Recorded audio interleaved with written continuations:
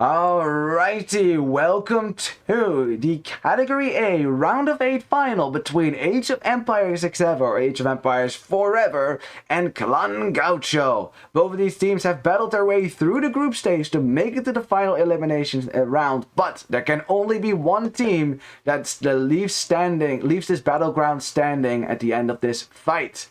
So, which of the two would it be? I guess we will find out soon enough. Let's introduce our team, shall we? In the red? I can't help myself. I want to introduce red first. I like red. What can I say? In the red, we have Noel05 playing as the Ethiopians. Very cool. In the yellow, we've got Prisma playing as the Franks. Very strong indeed. And in the purple, we have Lalix playing as the Vietnamese. And this is a pretty good Arabia lineup right there. Alright, now I'll do you blue, don't worry. In the blue, we have Fabrax playing as the Portuguese. Good stuff. In the green, we have Guerrillo playing as the Gurjaras, a civ that usually gets used in Arabia, but gets banned more often than not. And then last but not least, in the teal, we have Martinez playing as the Tatars. Alrighty then. So no Tatars on Dry River then. I thought maybe for cavalry archers, but I can see a world in which Tatars do well on Arabia as well. At least they're not as cursed on this map, because it's not a map where everyone says, oh yeah, Tatars should be good, and then they end up sucking, like last Virgo Cup on the map Pampa. Yeah, Tatars should have won that map every time, and they only did once. Yeah, that's why I say Tatars are cursed. But they're not so cursed on Arabia, maybe. Well, I guess we'll see. We'll see if Teal can break that curse, or if the curse is going to extend to this map as well. We'll see. He's going to have a difficult challenge in overcoming Vietnamese, though, which is a great archer civ indeed. A more defensive archer civ, but having that extra HP really helps your archers. Also, a slight economic bonus in saving wood on all your eco tags allows you to get your archer ranges up without, without too much trouble, which is always nice. And of course, instead of investing wood in eco tags, you can just use that wood for walls as well. And purple will need some because the goal is forward. But if you wall around this with archer ranges, I think he will be okay. Teal's gold is worse, I'd say. It's very open. It's still quite far to the foreground. And actually, what makes this gold even worse is the fact that if purple is hanging out over here, green will have to go all the way around your base in order to get there, right? That makes it a lot more awkward than, say, if your gold was on this side. That's easier for green to reinforce. On the other side, we have Portuguese versus Ethiopians. Definitely a leg up for the Ethiopian players, since Ethiopians get better archers, they fire faster. Ethiopians are a civilization that is geared more towards the archer play than Portuguese. However, Portuguese may be able to spam a lot more archers than the Ethiopian player, because they get a gold discount on all their gold units, which is kind of nice. They lack an economy bonus though, like at all. You get Victoria as an Imperial Age, but yeah, I don't think that's gonna come into play a whole lot in a game like this. So I guess we'll see, but I doubt it, right? Doesn't mean that Portuguese immediately lose to Ethiopians though, but Ethiopians are the better civ going in. And then last we have Franks versus Gurjaras. Now, if you know that, right, Gurjaras are the bane of night civs. They really are. These camels, of course, for one, you get camel scouts in the feudal age. Not that that's ever going to really make a difference, because camel scouts cost the same as a camel does in castle age. And since you're likely not going to be on gold a whole lot in feudal age, you're not going to be able to afford any of this early on. Maybe late feudal, but I don't know if you want to be investing in camel scouts then. Now, what makes these Gurjara camels so deadly is the fact that you get, not only you get normal bonus damage against cavalry, as you can see, well, not right now, but the next stage he will have bonus damage. Not only normal bonus damage, you will also get 50% more bonus damage on top of that. Oh boy, oh boy. Ooh, Zergo, how you doing? Why you don't stream in 1050? Do you mean in 1080? And the answer to that is internet. I tried to do that before my break. Tried to switch to 1080, increase my bitrate to afford that. The problem is that my internet is just simply not good enough. I start dropping frames if I do that. And it was so bad the last stream before the vacation that I got such a huge delay on my stream that when I was done with a game, my audience was just starting to watch it. Yeah, that's how bad that was.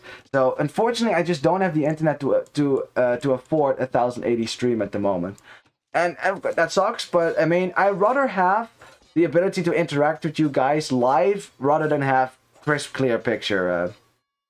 Right, as Yellow is gonna get the snipe on Blue, gets the Scout, very nicely done. Of course, this Camel Scout is still around. Now, versus a Camel Scout, Scouts can actually fight this. Yellow and Red, they can totally fight this. They should fight this as well. Yeah, there you go.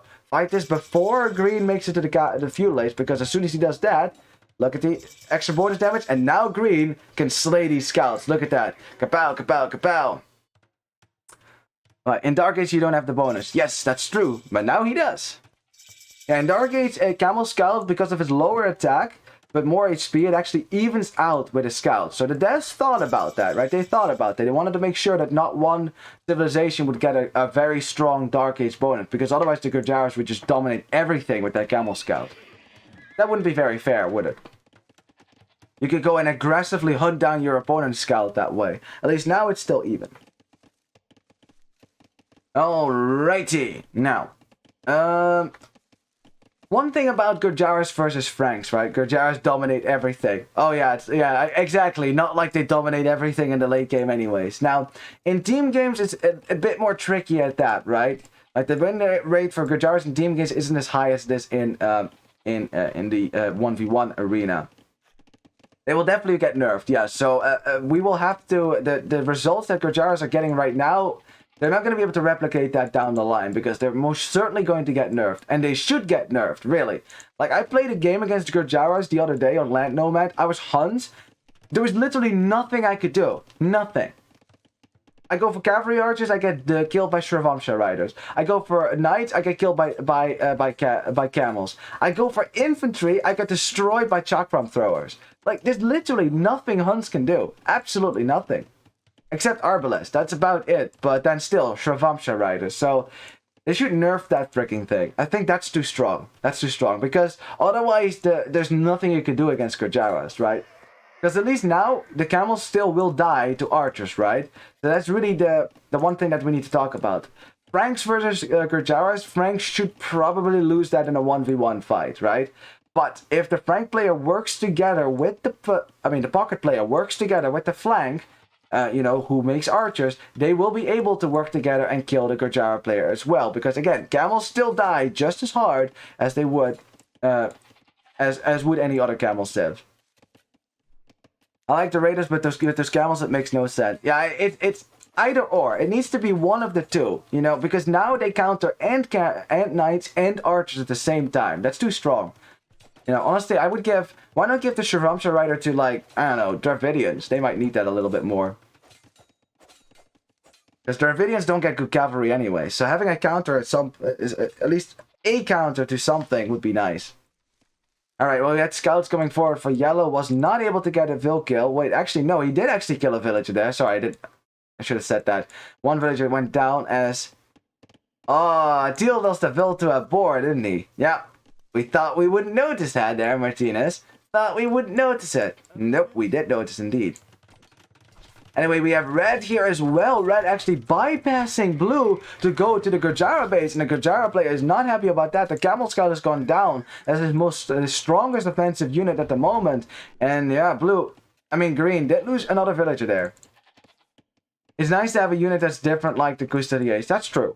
That's true. I mean, I don't. It's not like I don't like the Shravamsha rider. I think it's cool. I think it's really cool. But it's just that Gurjaras already have so much going for them that to give them Shravamsha riders as well, that in this state, it's just so difficult to counter.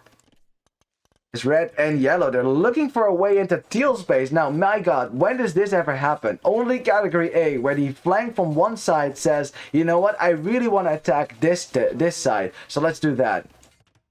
Well, it is prompting Teal to also try to go for Yellow and get some damage in. Of course, Blue... Oh, Blue is also coming from the other side. Yellow might get ganged up upon by double archers in a second here. As Teal is trying to keep this army out. His gold is right there. Forced to drop a tower on his gold now. It's not even his forward gold either. It's his back gold, so you don't want to lose this. Green coming in from the backside, but he can't fight this, not on his own. As we have Yellow now Xing this, he's like, yo, I know where Teal's army is. You should come and help me. And Purple is like, Yeah, okay, I'll come help you when this gate's done. Yeah. Might take a while, but it's gonna be fine. I'll come help you then. You'll be fine, Yellow. You'll be fine. You're a Category A player, darn it. You can do this. Alright, well, forcing a tower from pretty much every player at the moment is pretty good. Tower for green, tower for teal. Right? I'll take it. We'll take it. Hole in purple's wood line. Not there. Not there either. Don't think so. Not even here, actually. Yeah, no, I don't see a hole, so I don't think so, actually. He just walled with the... Oh, he just walled it then. Okay, so then there was a hole. You were probably right about that. I didn't see it, but I can't, of course, can't contest it then. That lion is still chasing teal. I can't believe that he hasn't looked at his army. Okay, now he finally looked. There you go. Jeez, that lion has been chasing teal around for so long. Jeez. As red, well, makes his way into yellow's base to come help him against 4 archers for blue. It's not a whole lot, actually. Oh, actually, there's more archers out there. There you go. Yellow is pushed up in his gold for the time being, though. Yellow, yeah. Yeah, leaving blue alone did lead to this. Now, red basically bypassing blue allowed blue to just go to yellow's base. As yellow's trying to lock this army in, he actually trapped this archer army as well, so he will be able to clear this up now. Nicely done. Yeah, blue's trying to break out, but he's not going to get out, is he? Nope. Well, he might get out, but he's not going to get out alive. There you go. Ah, look, he actually got out. But again, like I said, not alive. Oh, well, hello there, Earl Brenner. How are you enjoying your emotes? God, I love that emote. I really do. It makes me happy every time I see it. Because I love it. I love Star Wars. And I really like Ewan McGregor's Obi-Wan Kenobi. It was so awesome. So many memes. Such good times. Early 2000s. I swear to God. Ooh, Pasha. How you doing, man? Good to see you as well. Welcome to the Category A matchup here. Which has been both aggressive, but also a little bit uneventful for so far. Anyway, we have players going up to the castle states now, except Blue. Blue hasn't clicked up yet. I don't know what happened to Blue then, because Blue's base was not hit by his opponents at any point in this game. So the fact that Blue is up so late is kind of bad, actually. Alright. Admin win, is it out of the tournament? Yeah. Yeah. So we talked to the admins, and apparently we're not allowed to give ourselves admin wins to win and go to the next round. So then that kind of defeated our whole strategy, which that was exactly that. So... there you go. Yeah, too bad, right? Yeah, too bad indeed. Yeah, we won two games. No, but we also lost 2 as well. So then we, even though we had the same score as everyone else that was set to go to the next round, we felt like, yeah, but we didn't actually win against the strongest team. So that it wouldn't be fair for us to go to the next stage. Feels kind of like cheating. So then we decided to not go up. Or well decided. I think it was decided based on points. I don't actually know how it worked. You should ask the admins if you really want to know how admin win got kicked out. Alright, well, this is Category A stuff for you right there. Lots of army here, and unfortunately, Gaslight is not in for Blue, so Blue needs to get the hell out of here. Hello there is indeed the best moment in the Star Wars saga. It really is. Yeah, it was so dry, but that made it so perfect. I don't know, I love it. The third movie was the best prequel movie, though. I think we can all agree on that one. The first 2 were kind of wacky. I mean, I still like to watch them, but I can see where the criticism comes in. I think I would definitely, if I would be given the writing, Hang on, I can't finish that thought because Blue is getting wrecked on his gold right now. He dropped the tower, but he's not garrisoning his units because he's still fighting over here or something. But crossbows for Red managed to get inside Blue's base and they're sniping a lot of villagers right now. Blue down to 33 vills, makes it to Castlades, but not in one piece, that's for sure. Green is here, he needs to be here to help his buddy, but with just some light gap and now only camels, gonna be really difficult to take a fight here. Gurjaras can certainly kill these knights, yes, but if these crossbows are here, you're not gonna do anything with your camels. Because camels lack that pierce armor that you need in order to compete against crossbows like knights can. And that's the downside of Gurjaras, that is why they're not too OP in team games, because there will always be the counter there, which is the crossbows. And then if you go for Shravamsha riders, well, there's going to be knights to counter that. Ethiopians with ballistics. Oh yeah, and there's that. Ethiopian player already got ballistics as well and thumb rings. So yeah, you do not want to be anywhere near this. That's for sure. Teal not hitting purple is instead hitting yellow. Was raiding a little bit as we have cavalry archers now from Teal. Oh boy, oh boy. Not so sure about that one though. Not when your opponent has this much military on the field and your you know, I don't know, your base is not that secure at the moment. I don't think cavalry archers are the way to go at the moment. I think just crossbows would be fine. Red and yellow making their way to green. A nightmare scenario for the Gurjara player because now he will not have any help against these freaking crossbows, which have ballistics, as Zergo already pointed out. Meantime, though, Teal did break into Yellow's base, is forcing Yellow to abandon his gold, and he's going to do that. He's even going to wall behind to make sure that the crossbows can't follow. There we go. There is actually some gold in the north. No. No, so Yellow off a gold for the time being, but Yellow is breaking into the Gurjara base. But here come the Shravamsha Riders. Ooh, Shravamsha Riders. They still die though if you focus fire on them. Here comes Green trying to take an engagement in the north while Yellow is destroying everything inside of Green's base. And Yellow doesn't even care to help here. Why would he? Because these camels can't kill this crossbow army. They simply can't. Here's Blue though to help his buddy. Blue really needs to be here to join. Aye. Walker Green is too far below on eco. 43 vills. Ouch. Yep, that is indeed starting to look like a GG moment. That doesn't mean that they're going to call it here because this is category A. They are notoriously stubborn when it comes. Yeah, it's funny, right? When you have, if you have a graph that that maps stubbornness, it starts really high for category C. They're super stubborn. Then it dips for category B, and then it goes right back up again for category A. You know, category A, they resign when they think it's not worth their time anymore. Which this might very well be a moment for that, as we have Shravamsha Riders now kind of tanking shots, which is what they're good at, but Red was actually focus firing down the crossbows, can also focus fire down the camels, and the Shravamsha Riders, which of course can stop focus firing from crossbows. Ouch. Looking pretty good for XEVER, isn't it? Yep. There you go, yeah, indeed, the GG emote, which, by the way, hint hint, is available for all my lovely viewers. Yes, it's a follower emote, so anyone can use it, actually. Well, I mean, any follower can use it, that is. As we have a Mangonel, kapow, on Purple's crossbows. Purple has not responded to that, so yeah. Oh, actually dodges a shot. Let's go. Let's see how many villagers we can kill with this. Not a single one. Alright then. Tim approves. Ooh, but there's a hole in the wood line and the knights get in over here as well. The disaster continues for Clan Gaucho as it's now 37 villagers only for Teal. It's just not looking good. This entire game, it's looked like XEVER have been the more dominant team, more military, more villagers as well, and this is just not looking good, is it? Kapow! You're right. That is indeed correct. That is exactly the sound that it should make. And it's this bad. You know it's bad when Blue has to come over here to help his teammate on the other side. But I don't think that's going to do much. As Purple has a villager there. Oh, is she going to live? Blue, are you going to snipe her? Blue? What's she doing? What? Oh, she tried to fight the camels and she lost. Ouch. On the other side, we have Red trying to break into Blue's base. Blue and again forced into another tower here. I mean, towers will keep you safe at least, but I'm just not seeing a single push materialize against XEVER. I mean, there were some raids on Yellow's base, but Yellow's at 94 villagers. Yellow is on 5 town centers. He's going to go for a 6th one. What, are we Sicilians? What, we're going to go for a sergeant rush now? Or what, are we... What other civ needs to boom like that? Persians. Or...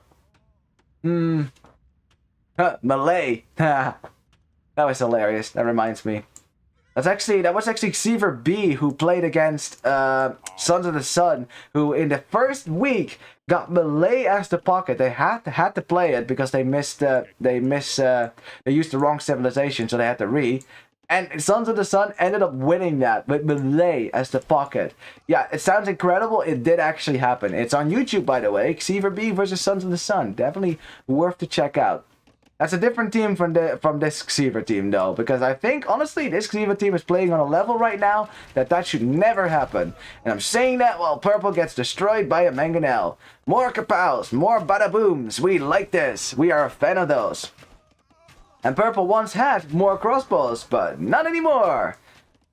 I mean, Teal only has 4, so it's not like Teal can do a whole lot to Purple at the moment. But, ooh, we have a fight on the other side as well, as Blue and Green are trying to kill the army for Red, as Red sniped all the crossbows, and now has to snipe as many camels as he can. But I think Sravamsha Riders will do the trick now. As you can see, they are not taking a whole lot of damage, and they are doing enough damage, I think, that... Now, well, is gonna have to give this up, but he's still microing this, getting as much value from his crossbows as he can. Which was this. Look at that. That's value. So like I said, I mean, it's not like Sravamsha Riders are so OP that anytime you make them, any crossbow will die. You know, it's certainly possible. With some micro and focus firing, you can certainly make a difference. Yeah, but for every Sravamsha Rider Green is making, he is not making a camel. And right now they are on a ticking clock, as every single player in Clan Gaucho is in the 50s of the vill range. So only... below 60 villagers is a better way to say it. Except now. There you go. Green at 60 vills. That means that they will not get the Imperial Age in time to, stave off the Imperial Age time from XEVER. Because there you go. Red is already on the way. Red is playing like a beast for sure. He's at 91 villagers. That's all you need with Ethiopians. Frank's player is at 130 vills on 6 town centers. Clicks up the imp as well. That's not going to get denied. And the window for Clan Gaucho to come back into this game is fast closing. Right now, the military numbers may be even, but in a second, that is going to change once Arbalests start to come out here as... Ooh, Red forgot Wheelbarrow. Ooh. That's okay, though. It's okay. Yellow's still trying to break into Teal's base, as Teal's trying to keep that out, but I think the Knights can run in. No. No, they're still stuck.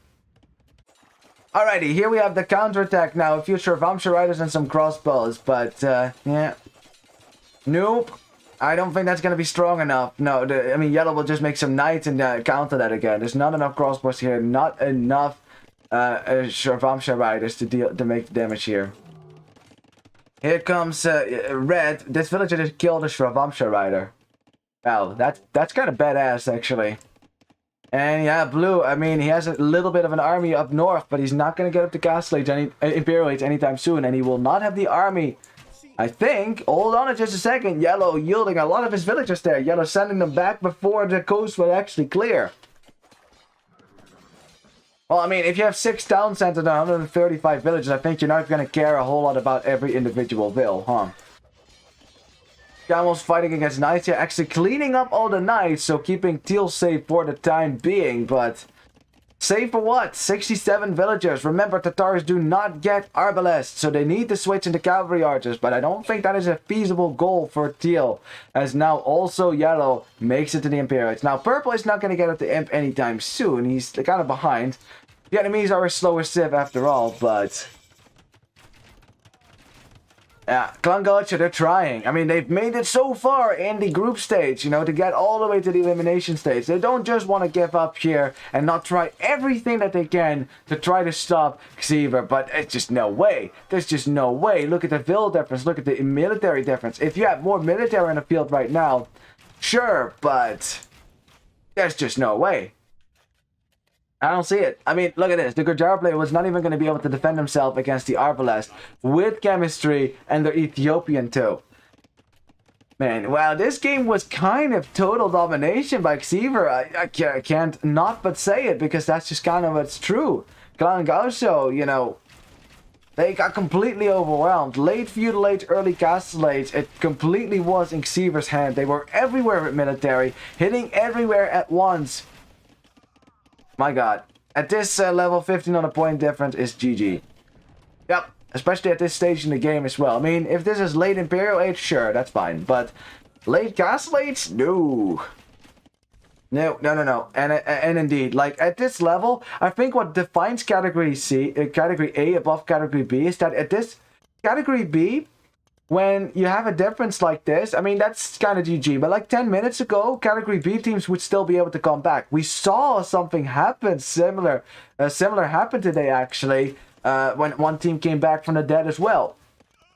Category A, though, really, it's Category B still does a great job producing numbers, but Category A is really good at punishing mistakes. And then making sure that if your opponent is making mistakes, you're never going to let them get back into the game.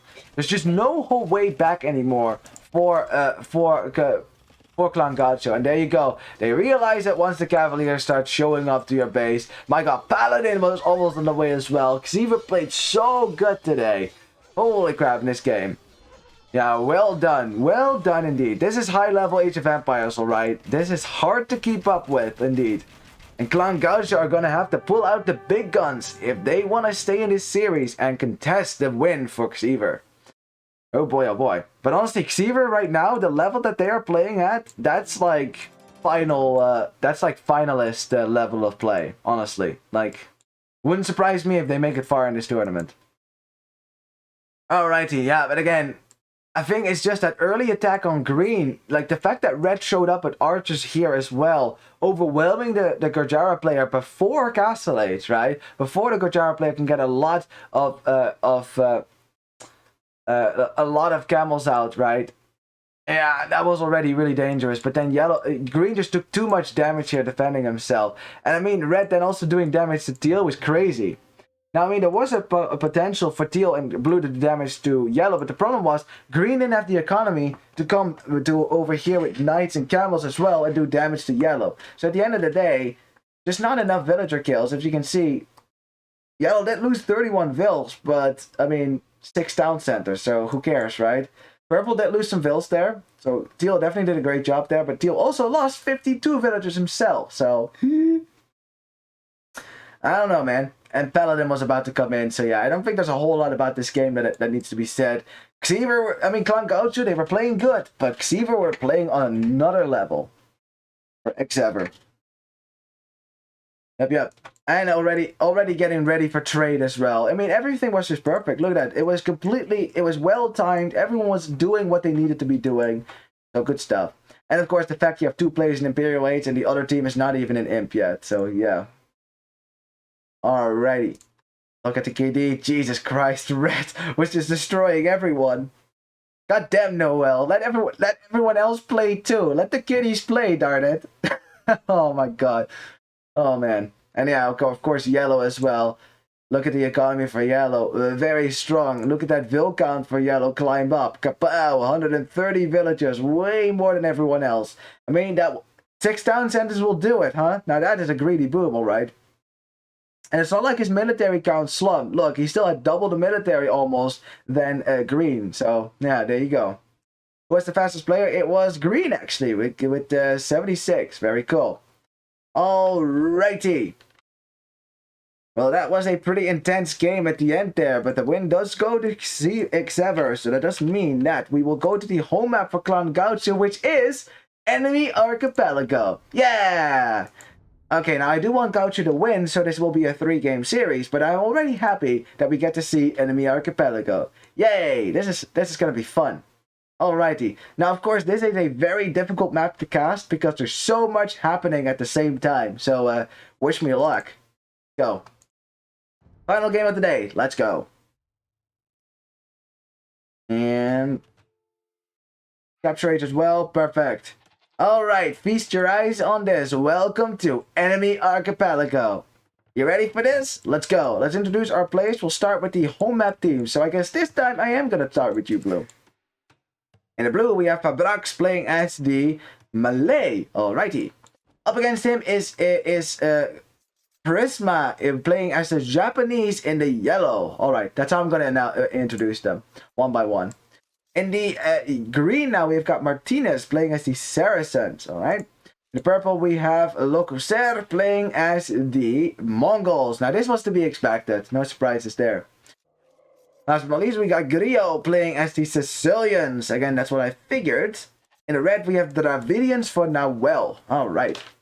So this is a Civ matchup, a Civ lineup that you would never get to see on a normal map, a map where all the lands are connected and cavalry can come to your aid. In this case, you can see that most players here preferring archer civs, except Sicilians. But again, Sicilians are probably going to be played as an archer civ as well.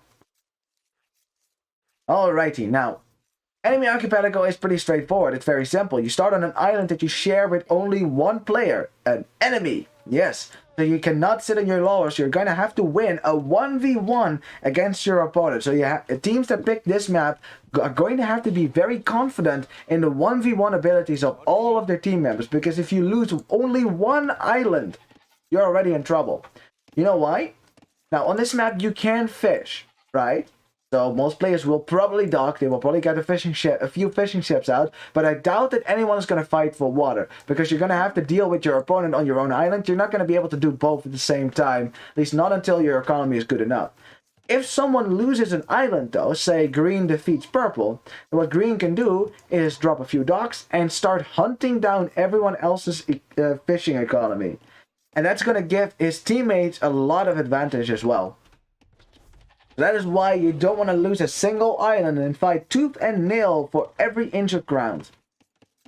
Now, let's have a quick look at resources as, wow, yellow's base is terrible. Look at that. All the golds are forward, the berries are forward as well. Yeah, yellow cannot just sit back and be passive. He's going to have to come forward here, maybe even tower this gold, honestly.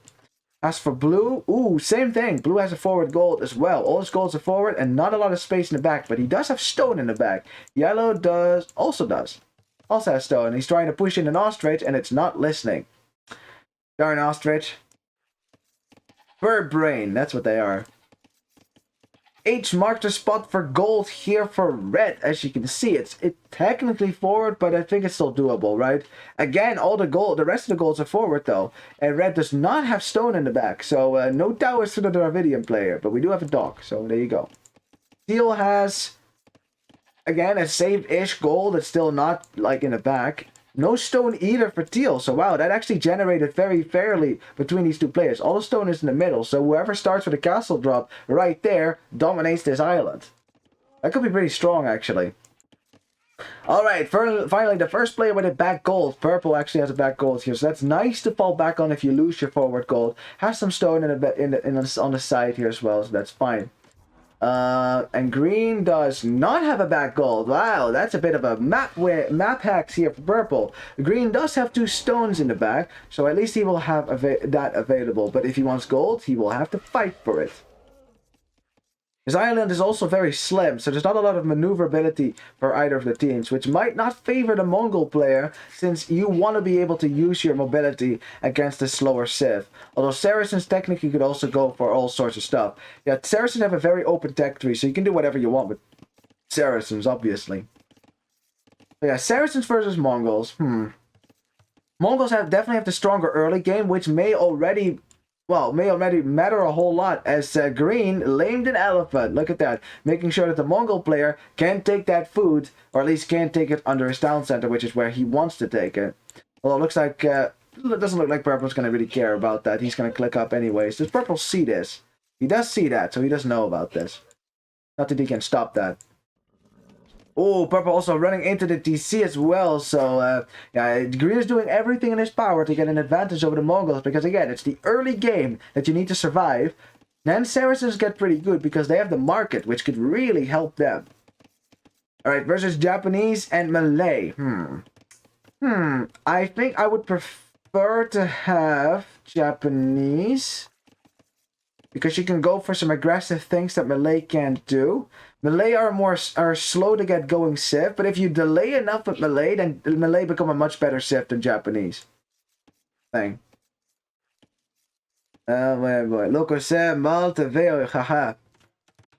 Yes. Yeah, indeed. You're right. I will learn Spanish, trust me. I will. Eventually. We'll see between Malay and Japanese. It also depends on who can keep their fish alive. Japanese do have that early fishing bonus, right? Because their fishing ships work faster, which will really help you a lot. And then last, it's Dravidians versus Sicilians. I don't know. I mean, Sicilians get knights, which Dravidians don't. But Dravidians do get some bonuses that help them at least be a good hybrid Civ. You know, you can get a lot, you have some more wood each age. But it's going to depend a lot on who gets control of the stone in the middle, honestly. If it becomes a castle war, oh boy. He said it's looking bad for Loco Ser. Ah, I see. Oh, I see. Malta Vale. Ah, I see. Yeah, there you go. Fair as in to look, and then mal as in bad. Hey, okay, there you go. See, we're learning a little bit by bit. Here we go. The Dravidian men-at-arms are in, and Teal, reacting fast enough to that, will be able to keep his gold alive for the time being. His berry's not walled in yet, and he's just gonna abandon them for now. Teal is making archers. Alright, archer opening for Teal, that's fine. Blue is walled, is also starting with an archer opening, and we have men-at-arms for the Japanese player, and they break in. Oh boy, Blue forgetting. Wow, Blue lucky there to get that second wall up. Forgetting for a second, I think, how strong Japanese men-at-arms are. This is why I said I favor Japanese in the early game, because of the options. As Purple also went for men-at-arms. What? Men-at-arms all around. Wow. It's funny because the entire Gaucho team opened archers and the entire XEVER team opened archers, men-at-arms into archers. So let's see how much damage they're going to be able to do. It looks like Purple got a kill. Ooh, got a kill there. And Blue got a kill over Yellow. Wait, how did Blue kill 2 villagers from Yellow? Oh, Yellow also killing a villager now in Blue, so having a bit of revenge. Yeah, those men-at-arms are here. There's some archers there for Blue to defend. But like I said, this is basically 3 1v1s at the same time. You know, you thought casting 1 1v1 at the same time was bad enough? Nah, now I have to do 3. That's fun, huh? Trying to keep an eye out on everything. Looks like the vill counts for, or the population counts for XEVER are a lot better here as compared to Clan Gaucho. Especially Teal's kind of behind here. You know, dropping a dungeon on his gold because he knows that this gold is his only gold that he has, so he has to keep it safe. Red's not going to try to bother to deny it, so there you go. Archer from Purple goes down to an archer for Green, so Green for now still defending. And at Blue's base we have, the men-at-arms fighting against villagers. Don't fight the Japanese men-at-arms, don't do it. They kill everything. Ay. Blue down 4 villagers and Multivale. Yeah, exactly. Alrighty, yeah, the men-at-arm finally goes down now as the archers clean it up. But yeah, Blue took some damage there, so that's not so good for Blue. Like I said, melee, it's all about being able to delay your opponent, because here come the next wave, and Blue, unfortunately, does not have the hill. That tower on the hill would have been a lot better, but now Yellow has the hill. Yellow wants to try to deny this. We'll get 1 villager snipe here, 1 villager down, another villager down. Blue, no, garrisons it. But Yellow will just sit under this tower and be very annoying. Purple, in the meantime, is putting pressure on Green, and is it just... It's like every XEVER team is just putting so much pressure right now on Clan Gaucho. Clan Gaucho is under siege on all corners. All 3 of them, actually. We have Red behind the wood line, denying the wood line for now for Teal, and Teal will not be happy about that. Teal already behind in the vill count as is. Only slightly, though. I don't want to make it sound too big, which isn't, right? We have, ooh, interesting. Japanese players making a transport ship. What? Wow, I've never seen that. Enemy archipelago, usually the transport ships only happen when one player starts to lose an island and has to run away with the vills. But already a transport ship, that's crazy. Alright, yeah, Green and Purple still fighting. Purple now with skirmishes. And again, this is like 1v1s. And of course, immediately the skirmishers get busted out, because that's what high-level players like to play with, you know. Make a few archers and then just counter it with skirms.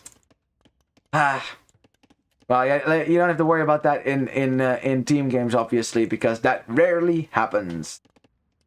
Alright, Blue for the first time moving out now, as Yellow is keeping some of his archers at home. Blue has some skirms. Small army though, as Yellow's gold is right there. Like I said, there's a forward goal, but Yellow did a great job walling around that, except for, you know, this. There's a hole there, which is a very obvious hole. Alright, Yellow's going to defend himself with some archers, also with some villagers. A bit of idle time then, but yeah, these skirmishers are not going to be able to kill anything on his gold. We have a tower now from Red. Oh, I love that tower. I love the recognition as well that Teal's only gold is right there. And if you deny that gold, Teal won't have any gold anymore. And this is what's so punishing on enemy archipelagos. Sometimes that's just what happens. Your gold generation is going to be really bad. It was bad for Red as well, but Red went aggressive. And Red now has a great position on Teal. Alright, purple wasn't able to do any damage anymore to green, as green is moving out, and at least green still has a larger army available. Tower goes up, red's gonna wall it in, and there you go. Did teal actually see that? Well, they can see it now, even if you couldn't see it before, but there you go. Purple taking a fight against green, but green actually out-popping purple right now. Purple is probably trying to get out to the next stage, but he doesn't quite have the resources yet to click up. Yellow is about to click up, red is on the way to the next stage, and red is playing well. Not well, one might say. Oh god, that was such a bad joke! So bad. The dad jokes are strong with this one. Well, I mean, you gotta learn to make your dad jokes at some point. There comes a time in every man's life that he has to start building a repertoire of dad jokes. You know? It's the law. Right, I want to see, where did that transport ship go? Oh, it was a misclick, I see. I was about to say, it was kind of weird to me. Saracen player breaking in on this side. Saracen player even made a galley. And did the galley actually kill the fish? No, because purple wasn't on fish. There you go. That's why purple clicks up so later than his teammates, right? Well, blue is not going to click up anytime soon because blue is still dealing with this freaking archer army. Green's about to click up. Teal also about to click up. So certainly a bit... I think it's safe to say that XEVER is ahead. Vil-wise and army-wise. Sicilians can certainly fight these skirmishers because... oh, I love you too, Basha. I mean, you can certainly fight these skirmishers with the Sicilians. Of course, you take half the bonus damage that the skirmishers normally do, but it's only 3. So it's like a 1.5. And I don't know how they round that, if it's rounded down or up. Anyway, purple pushing his army back with some skirmishers of his own, and yeah, green is not able to do any damage to purple. Did force a tower though, so that's good. That's good. Not seeing the Mongol player on stone yet, so I don't think it's going to be a Mangudai for the time being. That would be super risky anyways. Also against Saracens, Alright, some skirmishes from red, finding a hole in Teal's wall, and Teal is now happily aware of that, so he's going to plug that up. There's a siege workshop going up, and Teal still no gold for him, and without any gold, what are you going to be doing? Oh, he's taking gold down here though. Red can, of course, obviously deny that. He can probably expect... Yeah, he knows that Teal's doing something over here. Teal is going to switch into knights now. That makes sense as a Sicilian player. As we have...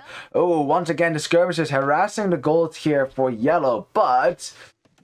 it's mostly skirmishers, and blue has not clicked up yet. And yellow is in the castlades, and yellow has crossbows. Crossbows which are breaking through to the walls on this side. And this is not looking good for blue, is it? No, this is not looking good for the melee player at all. At least you will get to the castlade fast, but is it going to be fast enough? I don't know. As... What? What? Red transported crossbows in the back of green's base. What a power move! I mean, we know that Noel likes to attack players that really aren't supposed to be his targets, and green did not see that one coming. I can guarantee you that. I didn't see it coming either. But what a move here! I mean, green is going to take out that transport ship. So red is stuck here now, but I don't know for who that is worse, for green or for red. That crossbow is making life a hell over here for blue. Skirmish is still being super annoying in Teal's base as well, as Teal is going to try to get some knights out to at least keep his gold safe and put some pressure on red. I mean, someone should do something about red, that big bully, damn it. Nah, I'm just kidding. Alright, well, green is going to have to clean that up. No ballistics yet for green. So red's being fairly annoying, and red also no ballistics for him. Red is going to stick with crossbows, obviously, and some skirmishers. But his opponent is going to go for knights. So skirmishers are not going to do too much anymore here. And of course, red is buying some time for purple as well. And his teammate kind of needed that. He is bottom score for his team, which is still middling score for Clan Gaucho. Of course, still the question is, what does the Mongol player want to be doing here? Not on stone, so no Mangudai. But not exactly sure what the plan is here. Now he's going forward now on red. And of course, red sent half his army away to die in green's base. So it's not a lot of crossbows here to save red at the moment. As red is going to try to imp this. He's going to try to get the imp. As he's building 2 monasteries. Alright, we're really going to try to convert our knights and our knight player now, huh? Alright, Japanese player sitting under a tower being very annoying indeed. A mangonel coming out, and blue is just... in a bad spot. It started with that Japanese man at armors. I told you I'd favor Japanese in a 1v1 fight because Malay need time. They need time to get their economy going and do some damage. Japanese, however, they like to rush. And Japanese, actually, they get much worse once the game progresses. So, obviously, the Japanese player wants to go aggressive. And blue right now, 41 vills, tower will go down, and the town center is under siege. So it's starting to look like blue probably wants to evacuate his island. But where do you go? I guess green is your best bet. At least green still has his base intact and has walls up at town centers 4. So at least there's that. Unlike teal, who is under a lot of siege himself. Teal does have some knights now, and red is on the way to imp. That is a super risky strategy. Let's see if the knight player can get in. Oh, will the house be up in time? Oh, the knights get in. The knights get in. All right, is red going to be punished for his fast imp strategy? That's the question. Teal better do a lot of damage with these knights now. Red's got a lot of economy all sitting all over the map. He does not have a lot of crossbows. These are fully upgraded cuts. No, damn it, they're not fully upgraded. They don't even have bloodlines. Teal, what are you doing to me? I know you don't have gold, but darn it. These knights won't be able to fight the crossbows now. Alrighty, the town center is down, and blue, yeah, blue, you're gonna have to run away, my friend. Make a transport ship, blue, transport, transport. Please, for the love of God, this is against the Geneva Convention again. Such a massacre, holy crap. And there you go, blue is making a transport, but, oh, this is like Dunkirk all over again. Ah, no, the Allies are trying to stave off the Germans, or the Japanese. Hey, that fits, they are actually the Axis. Well, while the British citizens are trying to be evacuated through the sea. No, it's just as tense as that movie, by the way. Oh boy, here comes yellow, and of course, no upgrades on the ship, so only 5 villagers fit in that. Unlike Dunkirk, this evacuation is actually not as successful because a lot of villagers will die here. See, this is what the Germans wanted to do, but they weren't able to do it because the English brought in all their, let their citizens come in as well with fishing boats to help ferry soldiers back across the channel. That's why they called it a successful failure, because it was. It was a failure because France, of course, had fallen, but at least, most of the British Expeditionary Force was still intact and could be deployed elsewhere, say in North Africa, where they were very much needed. Alright, we have Teal now defending themselves against Arbalest. Yep, that's not a good sign, is it? As Teal is never going to be able to get up here. He finally gets the second armor upgrade, but these Arbalests will soon have Bracer. Do they have Bracer already? Yes, they will. They will have Chemistry as well. Chemistry, Bracer, Kapow. And this is the problem. This was the gamble that Red made. Can I keep myself safe while I go for a fast imp? And the answer to that was, yes, you can. As, the melee player is going to build a market now on Teal's armor, but honestly, Teal's island is not going to be safer for much longer. Now let's see if yellow is either gonna go for a transport and try to transport into green space, or if he's going to go for something else. As wow, the Sicilian Knights able to kill enough Arbalest, so Red's early imp is not going to be able to do as much as he probably hoped it would. That was a nice fight there for Teal. I mean, he lost some knights doing that, but at least it is buying him some time. Some time to maybe go after imp himself, to get more knights out, to maybe push Red to stop him from making for Arbalest. I don't know. Remember that Red's gold is right there. Not very safe either. So it's not like Red is out of the woods yet. No. Stepping over here, we haven't really talked about this yet, but looks like Purple is losing his siege workshop. Looks like the Saracen player is doing better than the Mongol player. Mongol player is still defending himself with some knights and skirmishers. The Saracen player coming forward with his own knights now. Let's see how this fight is going to go. Looks better for green. Alright, let's see if green can save his mangonels. That's important. If he can save the mangonels, then he can kill all the skirmishers that are gathered here. And green, the only one on his team who I'd say is in a winning position. As blue is going to try to help Teal. Alright. Red is Xing green right now. He says, yellow, you should go there. I got this, right? I got this. I'm good. Let them 2v1 me. That's fine. I don't care. You should help purple. As purple gets absolutely wrecked. I want to see that shot. That was a big shot, I think. Yeah, there you go. Oh, a shot there. Kapow! In slow motion. Moo! Oh, yeah, in slow motion. There you go. No! Very cool. Alrighty. Yep, those are some good shots. Of course, the mangonels do eventually go down. Purple sacrificing his knights to do that. But now Purple is down a bunch of skirmishers. Unfortunately for Purple, it is just... I mean, for Green, it is just not fair. It is just not fair. Because look what's on the way. It's crossbows. It's more crossbows. It is even more crossbows. Yeah, that's the thing. This is what I say. Losing one island will mean that one of your teammates will get 2v1. That is kind of inevitable. That will happen. Firegelly trying to stop that. I hope that Green realizes that this is happening. He might be able to drop a castle to defend himself. But the D-Day is on. But then for the Axis.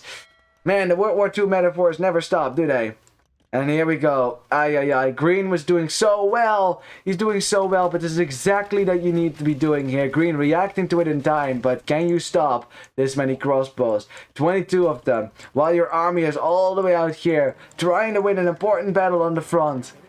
It's just not fair. And the thing is, you can't even rely on your team to come and save you here. Because it's not like Blue is going to be here to defend you. I think Blue should probably have been here. Because it was more likely that Yellow would go to Green. But yeah, what do you do? What do you do? And now Green is just going to be stuck in the middle of his island, being attacked from both sides. There's no way that he's going to be able to make the military necessary to kill both of this. And you know Yellow, he's just going to go get the mangonels too, isn't he? Maybe eventually. He's got mangonels somewhere. Yeah, why not take these, Yellow? Make it even worse for Green. Oh, Yellow does walk into the TC a whole lot. Does kill for some of the crossbows for Green. And yeah, Green gets that castle up. Again, Green would probably dominate Purple here. He's definitely ahead in that 1v1, but yeah. Still in the castle. He's holding on against Arbalest, but yeah, Red is just gonna get worse and worse as more Arbalest come out. You can't take this fight, not until you get the pop that you need here. Blue, of course, is at 22 villages. He's in no position to help his teammate right now. He's still in castle age, and even so, Malay. I'm not sure what they will be able to do here. Beyond some elite skirms. Yellow's still raiding inside of Green's base as Red is still trying to catch this army. He wants this army. This is what he wants. If he can kill this army, then Teal is completely defenseless. And Steel's gonna come out here. Here you go. 22 Arbalest versus 9 Knights and 14 Light Cav without too many upgrades. Alright, some skirmishers coming out as well. They're not elite skirm though, so they're doing some damage. And Red is not happy about that. He's like, yeah, that's cheating. You're not allowed to use elite skirms, darn it. Red sits in a choke point though with 20 Arbalest, and yeah, only 2 died. Jesus Christ. There's not a whole lot, is it? Japanese fishing ships are just casually fishing while there's fire is being thrown their way. Just Japanese fishing ships, man. Jeez. Green's not giving up. Not giving up. Yellow's attack has been at least pushed to the center of the island, so Green's base is still technically intact, but Green is at 64 villagers. Doesn't have a lot of military right now, but is on the way to Imperial Age. The first player of his team to do so, and probably the only player of his team to do so, if I am looking at how things are going on this side. As the armored elephants are taking out a town center, and now the Arbalest can kill everything. Oh, God. Yeah, I mean, just, you know how far ahead Red was if he had the time to also attack Green at the same time. That's a power move right there. That's power play. And Clan Gaucho, yeah.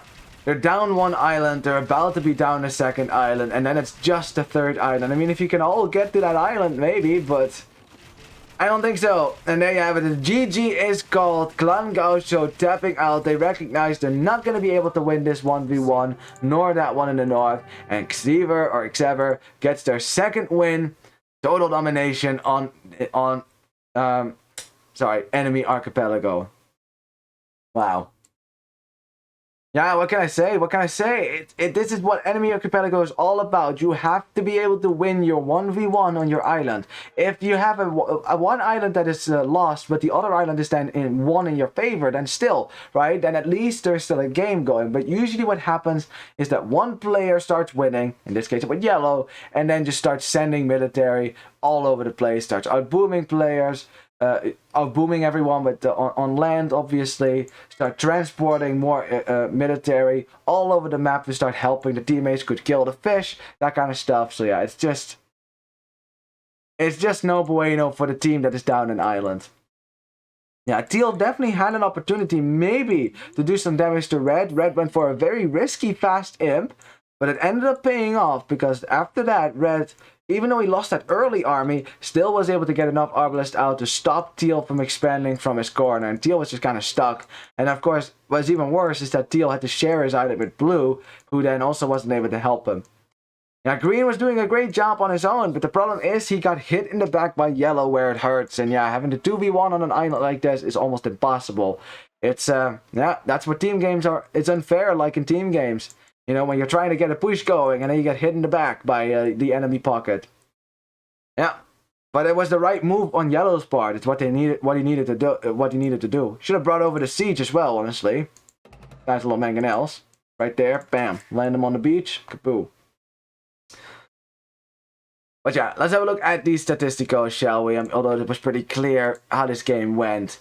KD for red, better. KD for yellow, better as well. The only player who was losing here was purple. Purple was on the back foot. I think there was certainly an opportunity there for green to get the win there for his team. Unfortunately, blue very much lost to the Japanese player. Did not counter the Japanese man-at-arm play enough that he wasn't delayed enough where yellow got a huge lead on him. And like I said, I prefer Japanese over Malay for that reason. And I know Spirit of the Law is sitting here somewhere laughing and going like, yes, go Japs. Alright, KD for Teal, also not the best. But yeah, what can you do fighting Arbalest with Knight? It's not the best after all. Economy-wise, XEVER also with the better economy overall. It's actually ironic how Red still got more resources collected, even though, right, Yellow actually won his island and could just boom unpunished. I mean, that would have changed if this game had gone on for a little bit longer, because look at the 98 villagers for Yellow. Yeah, good job. But of course, Blue, yeah, the villager max. Painful. Blue just lost in Castle Age and unfortunately was not able to hold on to his island, and that is never a good sign. Alright, let's have a look. Who was the fastest player today? It was Yellow. Well, I believe that. I definitely believe that. That's true. That's definitely true. Also, shout out to Red for his sneak attack in Green's back. Green definitely did not see that one coming, and that did a lot of damage as well. Because Green might have been able to overwhelm his opponent earlier had that not happened. Alrighty, I'd like to say congratulations to XEVER for winning their set. They definitely were the stronger team today. They showed up and played like beasts. Holy crap, they are ready for the finals, alright? And, of course, good luck next time for Clan Gaucho. It's not like they didn't play good. They did. But XEVER was playing on a different level. And, yeah, only one team can win, and today it was XEVER. GG!